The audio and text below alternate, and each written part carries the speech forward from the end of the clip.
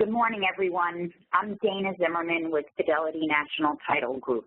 In addition to being the claims liaison for the Fidelity New York Agency Department, I am also the CLE and CE coordinator in New York State. We are proud to offer our next combined CLE and CE program today. Before we get started with Christopher Galata and Matthew Froning's presentation, Cybersecurity Compliance, we have a few housekeeping items to take care of. The DFS requires all approved providers prior to the beginning of a course to read the following statements. First, display of approval documents.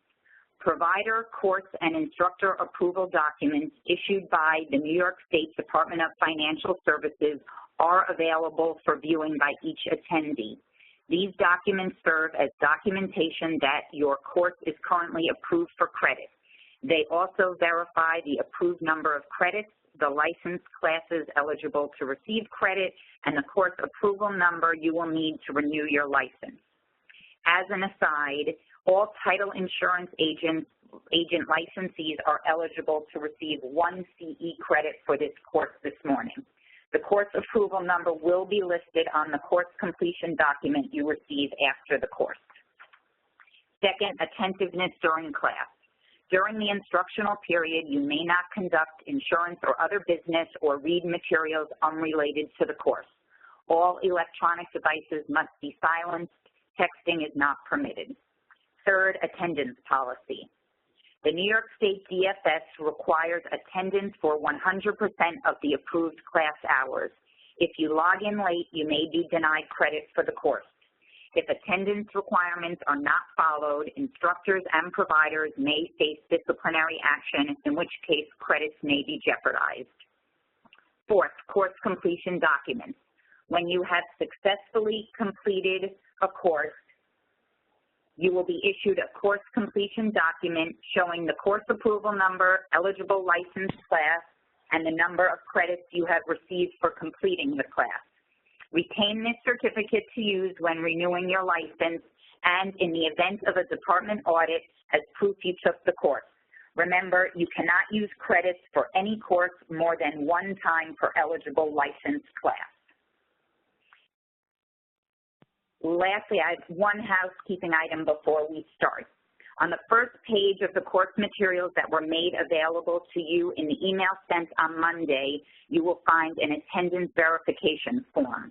Please print out that form, fill it out, and email or fax it to me after the program. My contact information is listed on the form. Please indicate on the form whether you are looking for CLE or CE credit, and if you would like CE credit, please include your DFS license number or numbers if you have multiple entities. At various times throughout the program, you will see 3 different verification codes pop up in the PowerPoint presentation. You must include all 3 codes on the attendance form to receive CE or CLE credit for this course. Also, if anyone has questions during the presentation, you can type it under the Q&A section on the bottom right of the screen, and we will try to have Chris and Matt respond at the end of the webinar. Lastly, included on the second page of the course materials is an evaluation form. Your feedback about the presentation is important to us, so we ask that you please fill it out and return it to me with your attendance form. Now I'd like to introduce Christopher Galata and Matthew Froning, who will be presenting on cybersecurity compliance. Good morning. Thank you, Dana, and it's a pleasure to be here on behalf of Fidelity, speaking to your agents about a really critical subject. Dana, I'm going to take over the slides. I'm going to skip through the bios that's there for the attendees whenever they'd like to read them. So just to put everything in context here, because this is a significant regulation and a significant advance in cybersecurity regulation by a state Department of Insurance. In the old world we lived in, we had insurance regulators, we had clients, of course, and we had title underwriters, and those were the primary stakeholders. But And from those, we had certain obligations and certain requirements from the state regulators, whether it was in New York or other states who had licensing and some regulation. From clients, we know what they expect, close the deal quickly and seamlessly, and we know what we need to do with underwriters, keep claims ratio low, record timely, and remit timely. Yet in the new world that we find ourselves in, we've got a whole bunch of other stakeholders we need to be mindful of as we move into a so-called age of compliance. We've got the CFPB with not just the recent TRID disclosures, but with their service provider bulletins that have all types of requirements of lenders in the context of their service providers, title and settlement agents. The OCC, FDIC, and Federal Reserve have also come out with similar bulletins to lenders, reminding them that they are responsible for the acts of their third-party vendors or service providers, and that they need to be conducting due diligence, monitoring, and ongoing oversight. We've also got the Gramm-Leach-Bliley Act and the Federal Trade Commission that enforces consumers' right to privacy, and the Gramm-Leach-Bliley Act, and has developed 3 critical rules: the privacy, safeguard, and disposal rules. And we come under those rules. And then on the state level, we have in New York, we have the DFS, cybersecurity regulations, which we're going to be speaking about today. We have state data breach notification laws that apply to us. And we have other regulations that we'll speak to as well. And then we have all the regular client and underwriter concerns that we always had. So it's become a much more challenging environment where compliance has to become a real focus for any title agent. So first of all, what is NPPI? What is non-public information? Well, the way Gramm-Leach-Bliley and the Federal Trade Commission define it is the following: someone's last name and their first name or first initial coupled with any of the following, and these are just examples: Social Security number, driver's license number, state-issued ID, credit card or debit card number, loan number, any of those type of identifiers. The DFS cybersecurity amended regulations that we're looking at now, not the original ones, have narrowed their original definition, which was extremely broad, and they've narrowed it to something that is a little broader than what Gramm-Leach-Bliley and the FTC define as NPI. They're defining it as any business-related information. So that was a narrowing of what they'd originally proposed, but it is still broader than what the FTC and Gramm-Leach-Bliley look for. And where does this information typically live in our world? So when does a title agent have NPI come through their office, either digitally or physically? Well, certainly when you see a residential loan application, a tax return, a lender engagement letter, any form of ID, a closing disclosure, W-9s, payoff letters, escrow agreements, title order forms, recordable documents, title bills, transfer tax forms. Those are just some samples of where documents containing a consumer's non-public, or as the DFS defines it, business information lives. So these are just a handful of the documents that contain that type of information that you need to be mindful of. Some key suggestions right off the bat is start preparing now. The regulation we're dealing with comes from both a state and federal level. On the state level, we've got these DFS cybersecurity regulations that today's webinar is the focus of. We've also got, as I alluded to, state data breach notification laws that we're required to adhere to in the event of a data breach. We've also got the FTC, on the federal level, we have the FTC privacy, safeguard, and disposal rules and Gramm-Leach-Bliley. So there's multiple levels of regulation in connection with safeguarding a consumer's non-public information.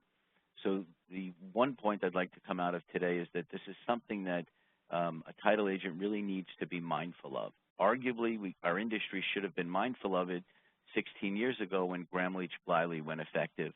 And the FTC started rolling out those 3 rules I alluded to. But things you should be doing now, if you haven't done them already, is start preparing. Delegate someone. A recommendation is delegate to people in your office in leadership roles, physical, administrative, and network security. Develop your policies and procedures. In the compliance era that we live in now, really critical that you document everything you do. When you update your policies and procedures, critical that you document that, but that you have everything in writing, that employees are aware of it, that they sign off on it at onboarding and annually. Conduct an informal security self-assessment. Try to get a snapshot of where you are in terms of your physical, administrative, and network security. Make sure your IT consultants are looking into disaster recovery and business continuity. This is something lenders are really focused on. Staff training. Nearly 40% of all breaches occur at the human level. In the security world, the human is the greatest risk vector. If you haven't armed your employees with an awareness of their obligations under the privacy, the federal and the state privacy laws, you really haven't put your company in a position and your employees in a position to be compliant. So they need to be aware of the obligations to safeguard customer information, and they also need to be aware of the common tactics of fraudsters, and those are emerging on a daily basis. We're hearing about BEC, business email compromise attacks, on almost a daily basis, as well as traditional fraud. And we also need to arm employees with what are the best practices to safeguard customer information. We're going to touch on that in a few minutes. Some security essentials, just as a highlight, have a secure entryway, have sign-in logs, verify IDs of visitors, conduct background checks on employees, use encrypted email systems, especially when the body of an email or an attachment to an email contains non-public information. Have a clean desk policy. Make sure computer screens time out after a certain amount of non-use, and have a clean office generally. You don't want someone's tax return sitting at a copy machine that realtors coming through your office can see. Check ID at the door, and remember that the same way lenders are responsible for their third parties, i.e. title and settlement agents, we are also responsible for our third parties, whether that's an independent contractor outside closer, whether it's your paper storage company, whether it's your IT consultant, you're responsible for their compliance as well. I also recommend a real on-site security assessment by an independent company, and I also recommend that you try to achieve Global 7-Pillar, ALTA 7-Pillar attestation. With regard to the DFS cybersecurity regulations that we're speaking to today, the background here is that back in 2014 and 15, the DFS did significant research and started running reports, issuing reports on cybersecurity. And I allude to them here. There was one for the banking sector in 2014, one for the insurance sector, and another one for third-party service providers back in 2015. There was also a press release in 2016 that you can see where Governor Cuomo announces that he's proposing the first in the nation cybersecurity regulation to protect consumers. So the New York DFS is leading the charge here. They are out in front. Other DFSs and state insurance department regulators will be following suit, but we've got a DFS that's very active and very consumer protection oriented. The initial regulations that came out back in September of 2016 were very different from the ones that we're looking at now. The New York Land Title Association and Fidelity Title offered up comment letters, and as a result of the industry's feedback to the DFS on those regulations, those proposed regulations, they did come back in December with updated cybersecurity regulations with some significant changes that lighten the load, if you will, the compliance burden for New York title agents.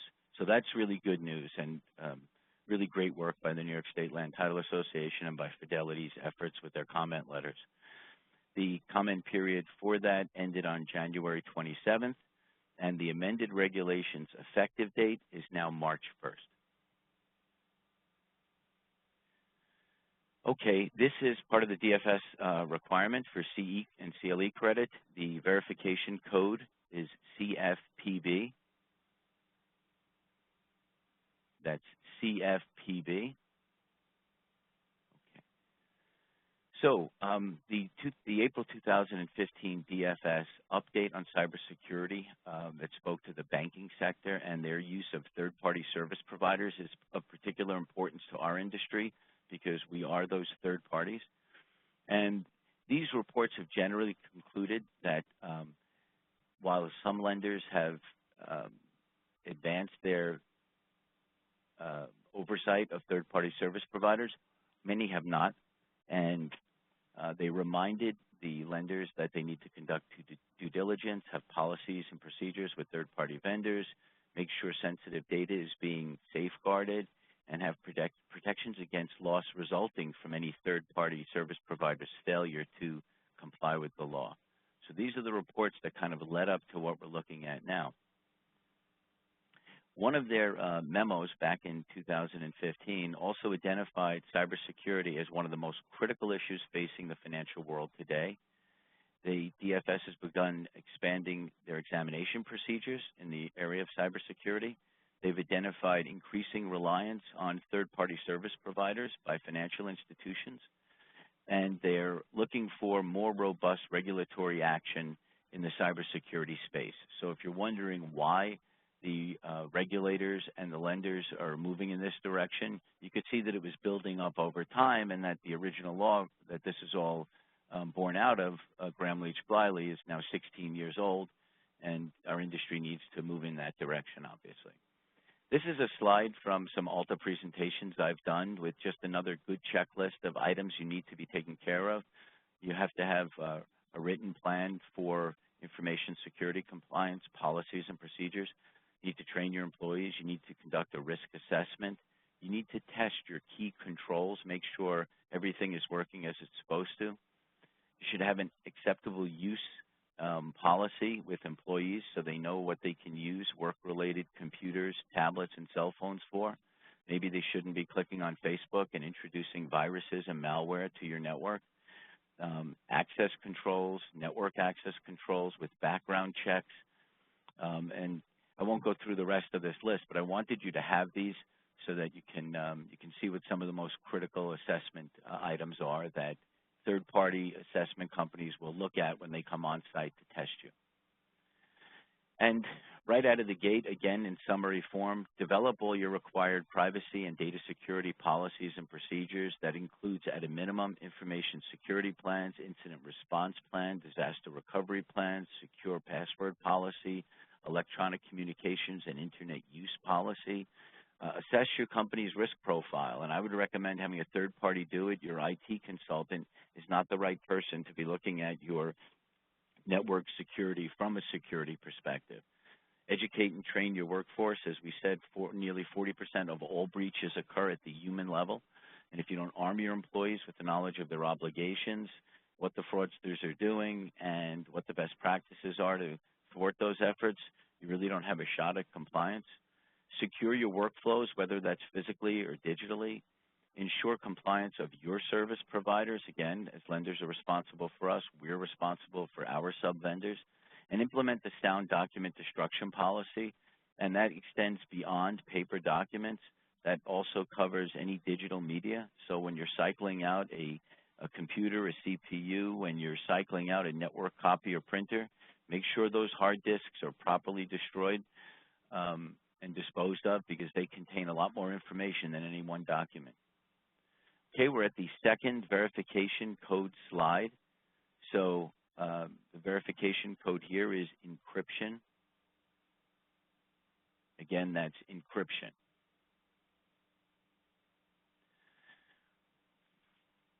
By way of best practices to respond to any regulator's request for information security compliance, I recommend you think of it in three discrete categories: administrative security, physical security, and network security.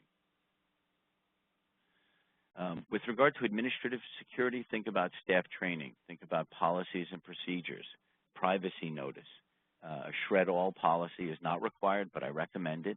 Having non-disclosure agreements with your sub-vendors, background checks on employees, clean desk policy, clean office, and screen policies where they monitors timeout after a certain amount of non-use. and policies regarding authorized devices that employees get for work-related purposes that they should only be using for work-related purposes. With regard to physical security, entryway security and sign-in logs are critical. Clean desk, clean office, locked file cabinets so that at the end of the day, employees' desks are clean and any files containing non-public information are in locked filing cabinets. Security cameras, privacy screens, locked offices, especially for those doing online banking on behalf of your company, shredding of paper and digital media, and locks on computers. You might want to consider a lock on the receptionist's computer if you have a door that is unlocked during the workday and your receptionist gets up from time to time. You may want to consider having a cable lock system on that computer so it doesn't walk off. Then in terms of network security, password protection, computer screen time lockout, use of firewalls and sometimes various brands of firewalls. USB ports should be locked down and limited to 1 or 2 gatekeepers in your office so that employees cannot download any information or non-public information, and also so that they can't upload something that could contain a virus. Network printers and scanners have to be secure. Restrictive access to programs, especially the privileges in any program, should only be changed by 1 or 2 people in the office. Updates and patches should be implemented immediately. Many breaches happen in the time between when a software provider notifies a customer of an issue and supplies the update or the patch to cure that issue, and when that update or patch is actually installed by someone's IT consultant. So make sure your IT consultant is updating those immediately upon receipt, and of course you have to have an email encryption system. The next slide with the verification code is here, and the code is NPPI. That's NPPI. And I'm going to pass it off to Matt Froning now, and Matt is going to speak about specific provisions in the new DFS cybersecurity regulations and what they mean to us. Matt? Thank you, Chris. And real quick, Chris, before I get started, we did have a question come in while you were speaking, and it was kind of a 2-part question. The first part was at all purchases, we were asked to photocopy deeds and transfer documents. From what I understand, photocopiers have hard drives in these closing offices. How do we deal with this fact and those documents having social security numbers? In addition, we are asked to make multiple copies of these documents, and they are handed to attorneys, buyers, and sellers. In these cases, everyone has seller and buyer social security numbers. What do we do? Okay, this is a challenge. Obviously, you can only safeguard what you can control. So when your staff is out at a closing, they should be mindful of policing the area. If they see a realtor or another attorney taking a CD with your company's name on it and throwing it in the garbage or just discarding it, they should be mindful of collecting that and making sure it's properly disposed of in a shred bin or bringing it back to your office. Beyond that, there's a little vulnerability that the nature of our industry introduces that there's not much any individual company can do about. So when you're at a remote closing and you're facilitating a closing and your staff is there, if you're using their copy machines and or their fax machines or their scanners, we are kind of vulnerable to the security that they have in place. And that's why it's important that everyone in the industry tries to build a secure environment so that everything your company is doing is not undone by some other party whose office you're closing at. I don't think you could really be held responsible if an incident is traced to another party's lack of security, as long as you did everything you could. All right, thank you, Chris. And good morning, everybody. Again, my name is Matthew Froning, and today I'm going to be going through different sections of the DFS cybersecurity requirements and kind of giving some light into the areas and what you can expect, how you should be handling each of these areas to ensure that you're compliant from the DFS standpoint. So with that, the first section in there talks about your cybersecurity policies. Chris alluded to earlier, having implemented policies and procedures to help protect information systems and the data that's stored on them is a critical component to any information security program. Without having established policies and procedures and just doing everything at an ad hoc basis really leaves you vulnerable. You wind up not having a standard process to protect information. You don't set those standards for employees to protect that information, to safeguard that information. So making sure you establish those is a critical component within any information security program. So the first step in any security program should be establishing those policies and procedures. And DFS has outlined that as a priority. When you look at the second section, 500-04, this talks about a CISO and designating a qualified individual responsible for overseeing and implementing the cybersecurity program. When you look at this, it's kind of a broad area. A lot of times I've gotten questions about, does this mean I have to hire a full-time individual to be a CISO? There is the possibility and the language in there to allow for having a fractional chief information security officer, somebody that's responsible for that program, not necessarily as a full-time employee, but maybe as a part-time employee or as a hired contractor who works with the company on a set number of hours a month on certain projects that helps lead that information security program. So there is a few different areas that you can take in a different approach into meeting this requirement. The key to remember is making sure that the person is qualified to head up the information security program. While your IT vendor may do an excellent job in getting you up and running and having systems going, they're not an information security specialist, and they may not understand all implications of information security in the areas that you need to focus on to protect your entire enterprise. So having somebody with that information security background that maybe has a certification like a CISSP is critical in that area, whether it's full-time or part-time, depending on the size of your organization. So looking at that, those are the types of individuals that you want, is somebody that has that background, maybe has worked in the industry or understands the industry better because they understand the type of data you're trying to protect and how that data flow goes. In section 500-05, the DFS outlined the need for pen testing and vulnerability assessments. Again, Chris talked a little bit about this earlier. Having an independent party come in and do a vulnerability assessment or pen test on your environment is very critical. One of the things I always tell people is, well, my IT vendor runs scans for us on a quarterly basis, and that's good, and it's a good process to have in place, but having somebody come in and do that independent look is very helpful. When you start working in an area and you've been working in an environment for a long period of time, a lot of times you don't even realize that you have blinders on. You see what you're doing on an everyday basis.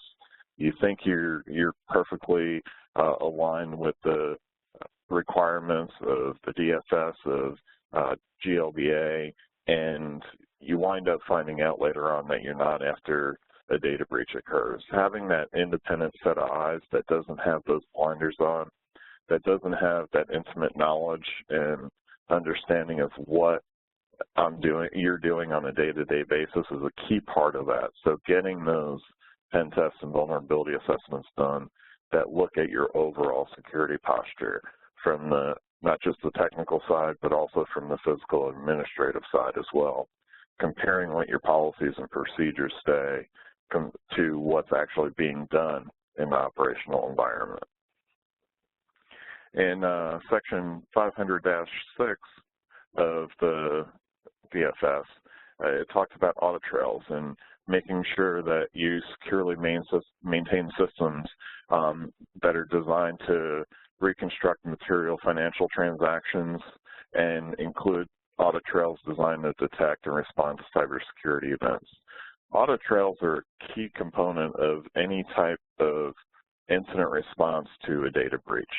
When a forensic examiner comes in or an incident responder comes in to do an investigation into a data breach in order to find the cause, possibly find the culprit of the breach, the audit trails are going to be a key piece of information and evidence of that data flow and the traffic that's on there. So making sure that you're backing up your log files, your event files, and maintaining those in case you do have a data breach is very critical. When you look at the fact that on average it's over 280 days between the time a data breach occurs and when it's noticed and identified as a data breach. So making sure that you have those backups of those audit files is very critical, because odds are it didn't just start yesterday. It could have started 6 months ago or 9 months ago. So making sure you have those in place is one of the big reasons why DFS put that in there.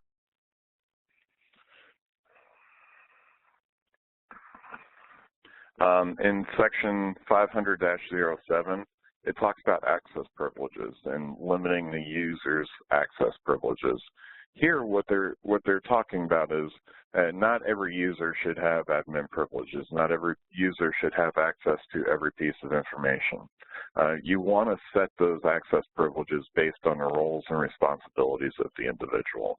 You want to make sure that the IT person has the accesses they need to perform their work, that your closers have access to the files that they need access to in order to complete their jobs.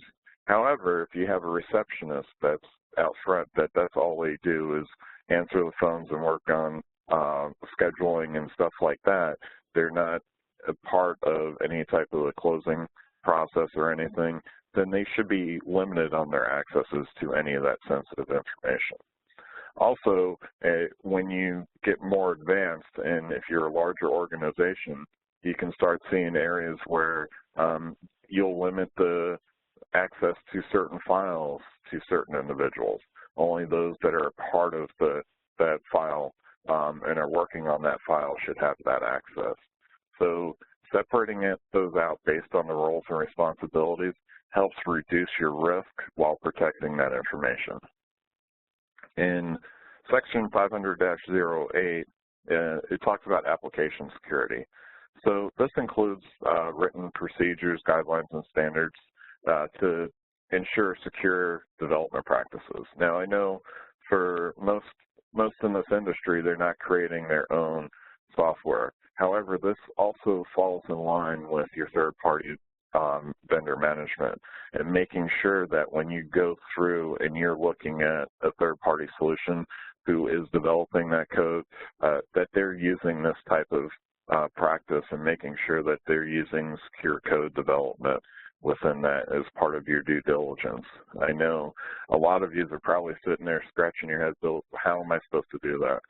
Again, when you go back to having that Chief Information Security Officer, that security officer as part of your organization, whether full-time or part-time, they can help you with that. They can help you with that vendor due diligence and bring that expertise into you to support that. So working with the right group of people in order to help in those arenas, especially when you talk about a lot of the sensitive information that gets input into these different third-party programs that are being purchased and used on a day-to-day basis. In section 500-09, it talks about having a risk assessment done, conducting periodic risk assessments that support the design of the cybersecurity program. Now, this kind of goes hand in hand with the penetration testing and vulnerability assessment. The risk assessment, what that does is that actually takes a look at your known vulnerabilities, it looks at your risk vectors, and then it looks at the impact that it would have on an organization if one of those was exposed. And it's the risk assessment actually helps you focus in on your main threats and prioritize where you should focus your time and efforts into protecting information systems and data. So that's how that's going to support you, is really helping to focus in and zoom in on those critical areas and prioritize, because in a lot of cases, unless you're talking about a Fortune 50 company with an unlimited budget for cybersecurity programs, and even they have to prioritize, but it's even more critical to prioritize on the most critical areas in an information security program. So that's how a risk assessment would help, and that's one of the reasons why DFS put that in there. The next section, 500-10, talks about cybersecurity personnel and intelligence. So in addition to the previous one talking about the Chief Information Security Officer, this talks about utilizing qualified cybersecurity personnel to manage those risks and perform and oversee performance of cybersecurity functions. So this isn't necessarily an additional component that you have to look at from 500-04. It's more of a ensuring that they are handling that from whether it's an internal source or third-party provider standpoint, making sure that they're supporting you in managing those risks and performing and overseeing that cybersecurity program on a day-to-day basis. In section 500-11, it talks about that third-party service provider security policy. One of the keys is implementing your policies and procedures to ensure the security of systems in NPPI, especially those that are accessible to third-party service providers. And then this also talks about the due diligence. When you have to do the due diligence on any third-party service provider, making sure that you vet those organizations or those solution providers in order to properly ensure that you're protecting your information systems and your data. You want to make sure that you're also limiting their accesses, going back to one of the other sections talking about roles and responsibilities and access controls. Just because you have a third-party service provider, it doesn't mean that, and they need access to a certain part of your network, doesn't mean they should have access to all of your network. Making sure that you're limiting that access, making sure you're limiting their access to non-public personal information or sensitive data on there, and really reducing that access based on their need. Also, if they only need access on an occasional basis, then those controls should be in place to protect that from them the rest of the time.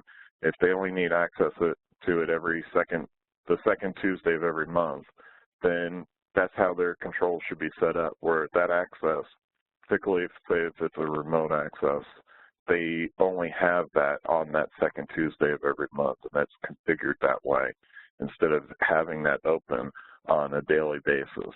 And it's not just protecting you from a nefarious person at that third-party service provider, but also from other hackers that may get access or exploit a service provider and gain those credentials so that they're not using them to exploit you as well. So there's two parts to that. In section 500.12, it talks about multi-factor authentication and the use of effective controls to protect against unauthorized access to systems in NPPI. A lot of times, currently you see organizations, they're using usernames and passwords as the only form of authentication. When you talk about multi-factor authentication, it adds a layer to that. So it could be something you have, such as a fob that has a security code on there, or setting up a one-time pass key that gets text to your employee's cell phone. Every time they log in from a different system, they would have a text alert on their phone that says, hey, you need to put this passcode in as a one-time authentication to that system, or from a different location that they're doing these. The multi-factor authentication helps reduce the impact if somebody accidentally gives up their password on the in a phishing scheme, because now, even though the hacker has that password, they don't have that other key component. They're not going to get that one-time passcode that's out there if they did fall for that and they were able to get that password. So making sure that you implement something like this really increases the security level and reduces the risk of access to unauthorized access to a user. In section 500.13, it talks about limitations on data retention.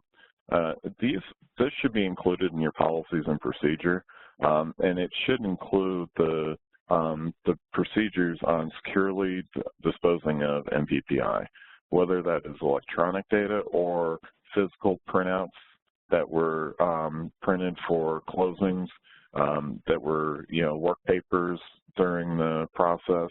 All of this needs to be tracked and have procedures in place on how you're going to dispose of it. And making sure that when you do dispose of those, say you're using a company to do all of your shredding, that you get receipts from them whenever the shredding is done that shows that it was completed. One of the things I always recommend when it comes to disposal of MPPI is I recommend 100% shred policy within organizations, because you do have that possibility if somebody has paperwork sitting on their desk that is an MPPI and some MPPI gets slipped in as they're working throughout the day and they throw that in the garbage, you could wind up having a data breach without even realizing it, because they had thrown that in the regular garbage not thinking there was anything in there. So 100% shred policy takes away that possibility of an accidental disclosure. In section 500-14, we talk about training and monitoring. And Chris went through talking about training of personnel. But this establishes the policies and procedures and the controls for monitoring activities of users and detected unauthorized access or tampering with MPPI. So from the training aspect, again, as Chris said, employees are your most vulnerable area. They are the highest risk area because they have that access, they have that trusted access into the environment. However, they are also your first line of defense. They're the first ones that are going to notice when their systems are acting funny, or they're going to be the first ones to see a phishing email that comes through if they were properly trained on identifying that information, identifying a phishing email that may come through. So they are the first line of defense. So properly training them on the things to look for, on who to notify if they do see anything suspicious or notice that their system is acting funny.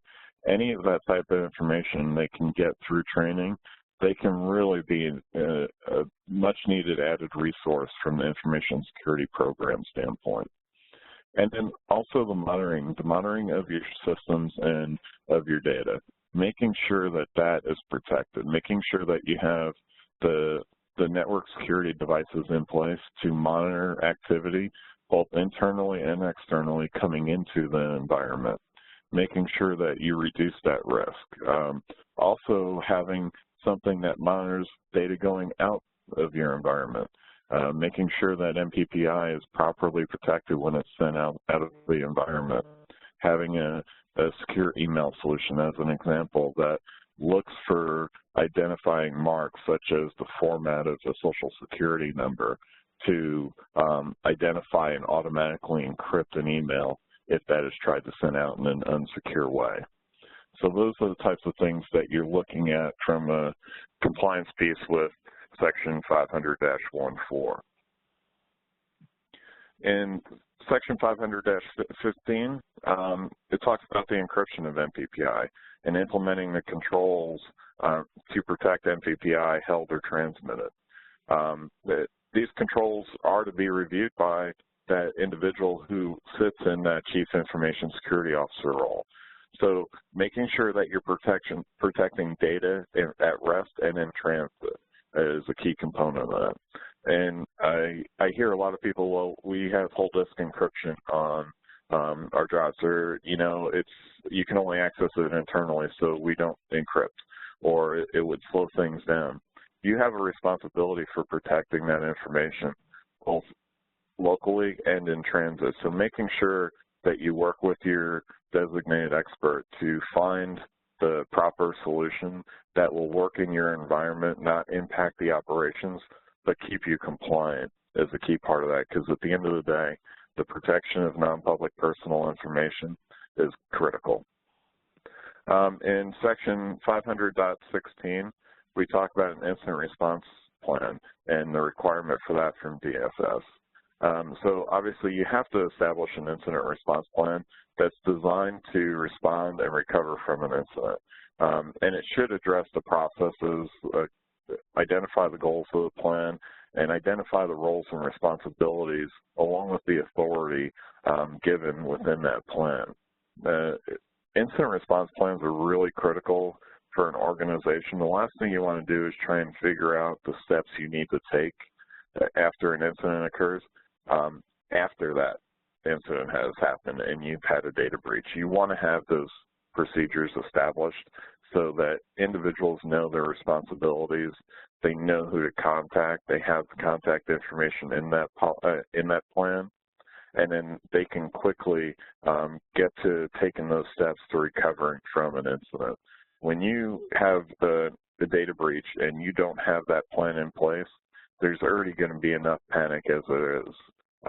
You don't want to impact that and make it even worse by not having that plan. Let that plan guide your steps going forward. And it could be as simple as contacting your cybersecurity insurance company because they require you to go through a certain information response team or organization that they have designated in order to follow up with the policy that you have in place. So making sure you understand what your policy from a cybersecurity insurance policy standpoint is, along with understanding what your environment is and who the key players in recovering from an incident is going to be. The last section of the DFS that I'm going to talk about is notices to superintendents. So there's a requirement in the DFS cybersecurity that says that you must notify the superintendent promptly, but no later than 72 hours from determination of event occurred. If you notice to a governing body, regulatory agency, or supervisory body is required, and there's a reasonable likelihood of material harm of normal operations. So when you look at a data breach, if you look at losing client's MPPI, that's something that you're going to have to look at notifying the superintendent of. And you have to submit written statements to the superintendent certifying compliance with DFS cybersecurity requirements as well in that. So having that designated information security personnel on your staff that can support you in this and be able to outline everything that's in place to protect that information and protect that data will go a long way if you do have a data breach. Because at the end of the day, no matter what, you can do everything possible, everything feasible in order to protect information. As long as you're connected to the outside world, you're vulnerable to a data breach. There's no 100% perfectly aligned environment that's going to protect you 100% of the time. However, by having a proper information security program in place and making it as difficult as possible for nefarious actors to attack your environment, it may get them moving down the road. When you look at businesses and you look at a physical burglary standpoint, a burglar is going to try and hit the softer target. And that's what you want to do, is you want to make somebody else the softer target by having a strong information security program and get the attackers looking down the road instead of focusing in on you. In Section 500.19, there are some exemptions in here. And I believe, Chris, these are your slides that you put in here? Yes. So thank you, Matt. So this section represents a significant change from the original proposed regulations. So in these amended regulations, they've changed the language significantly to soften and lighten the load for the smaller agents. So if you've got less than 10 employees, but that includes independent contractors, if you've got less than $5,000 in gross annual revenue in each of the last 3 fiscal years, or less than $10 million in year-end total assets, including any affiliates, then certain provisions within these regulations do not apply to you. The core regulations and the core provisions continue to apply, but in this section, section 500.19, you can look at that section and see in the regulations the sections that you're exempt from if you come under any one of those 3. And now it's any one of those 3 factors: less than 10 employees, less than $5 million in gross annual revenue in each of the last 3 fiscal years, or less than $10 million in year-end total assets. The effective date, section 500.21, is March 1st, and the certifications of compliance, the first one will be due on February 15th, 2018. And I just want to say that this preparing for this is not something you should take lightly. In my view, it takes a company 3 to 6 months to go from a low level of information security compliance posture to a passable level of information security compliance posture. That's at least 3 to 6 months of a significant commitment of time and effort. So not something to take lightly, something to be moving quickly on. Also, these regs go effective on March 1st, as we said, so you're responsible for having complied as of March 1st.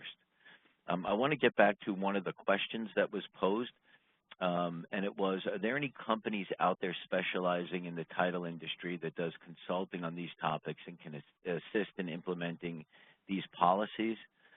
Both Real Estate Data Shield and Security Compliance Associates, where Matt Froning is from, we are both Fidelity preferred vendors for information security compliance.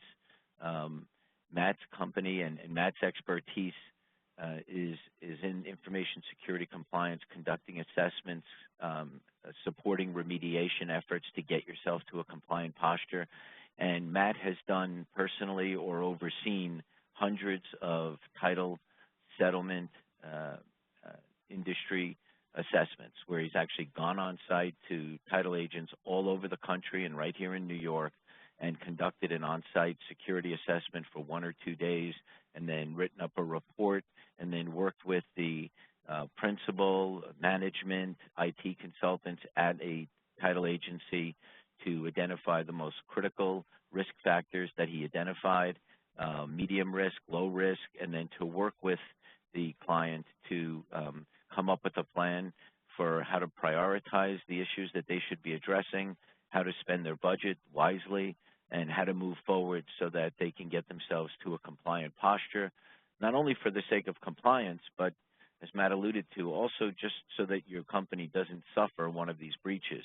Fidelity has a wonderful newsletter called, I think it's Fraud Insights, and it comes out, I believe, monthly or quarterly, and it has great articles that are real-time stories about agents suffering BEC attacks or other types of fraud, and giving good suggestions on what to do about it. So Fidelity has great resources on this. Their website for agents has great resources and best practice solution providers that are preferred vendors of Fidelity for each of Alta's 7 pillars of best practices. And the last thing I just wanted to say was that compliance is it's really a struggle. It's a struggle between convenience and being secure. And we all want to, and our employees certainly want want to operate in the most convenient way. If they receive an email that looks like it's from someone they know, they just want to click on the link.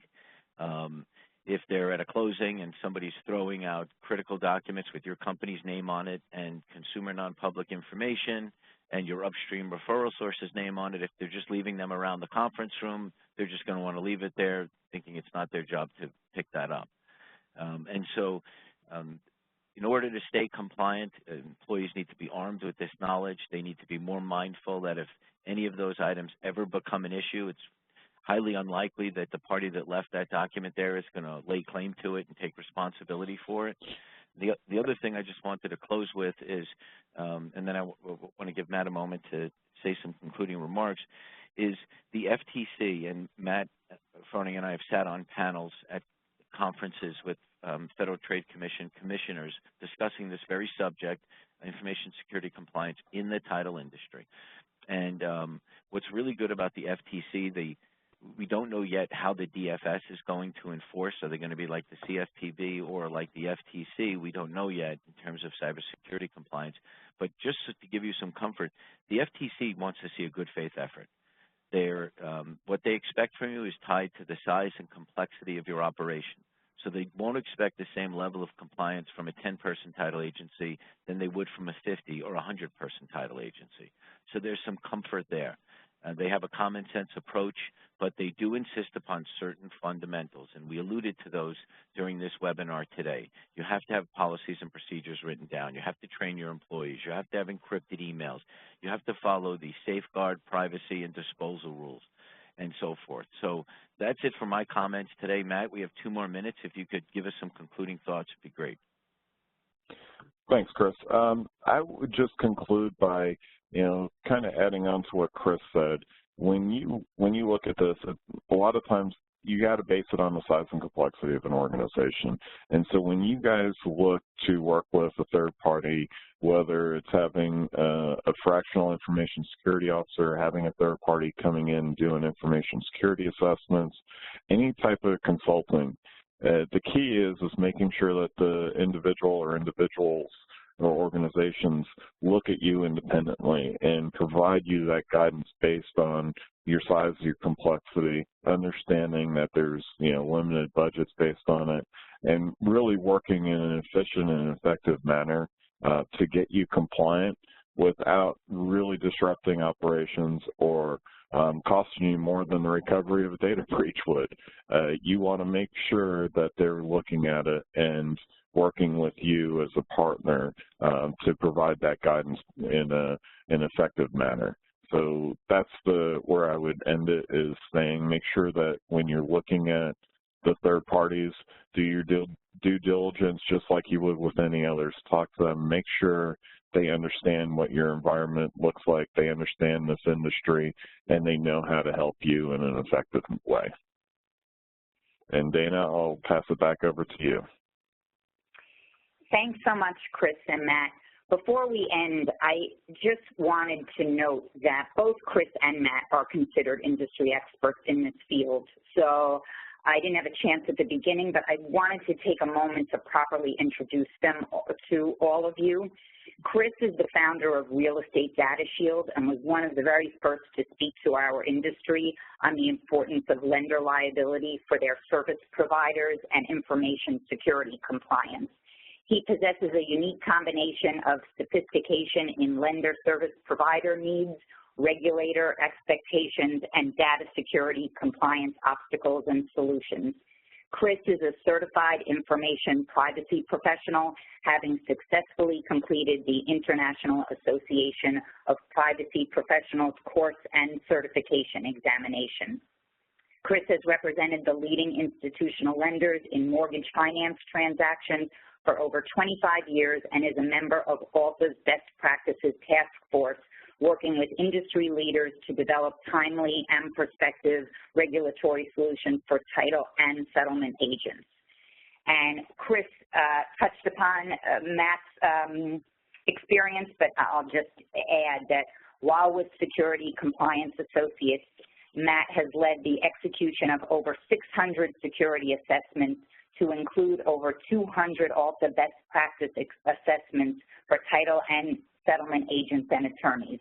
Having spent over 21 years supporting the United States Air Force and the federal government as both an active duty member and federal contractor, Matt led technical assessments, evaluations, and integration of multiple complex network warfare products, identifying shortfalls, gaps, and capabilities critical to the Air Force's network operation mission. Matt designed and developed a proprietary ALTA Pillar 3 information security assessment process guideline and report that outlines the requirements of ALTA compliance, the areas of strength within an organization, and the shortfalls an organization must remediate in order to become compliant. So thank you again, Chris and Matt, for presenting this morning. Thank you, everyone, for joining us this morning. Just a reminder to please return your attendance and evaluation forms, and I hope everyone has a nice day. Thank you.